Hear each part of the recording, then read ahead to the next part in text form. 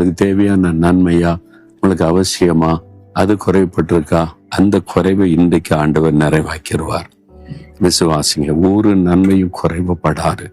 உண்மையா இந்த காரியம் என்ன பாதிக்குது, இந்த குறைவினால நான் கஷ்டப்படுறேன்னா அந்த குறைவு கட்டாயம் கர்த்தர் நீக்கிடுவார். அது பெருமைக்குரிய காரியமா, வீணான ஒரு காரியமா இருந்தா ஆண்டவர் தரமாட்டார். இப்ப சொல்லுங்க, அந்த நன்மை உங்களுக்கு அவசியம்தானா? அது இருந்தாதான் நீங்க அந்த ஒரு குறைவில்லாத ஒரு நிறைவான ஒரு மகிழ்ச்சியை பார்க்க முடியுமா? அப்படின்னு அந்த நன்மை இன்றைக்கு உங்களுக்கு வாய்க்கும். ஒரு நன்மையும் குறைவுபடாது. விசுவாசிங்க, என்ன காரியத்துல குறைவு, அதை நிறைவாக்கி ஜெபிக்க போகிறேன். உண்மையான விசுவாசத்தோட ஜெபிப்போம். கை வைங்க இருதயத்துல. ஆண்டவரே, இந்த மகன், இந்த மகள், இந்த குறைவு நிறைவாக்கப்படணும்.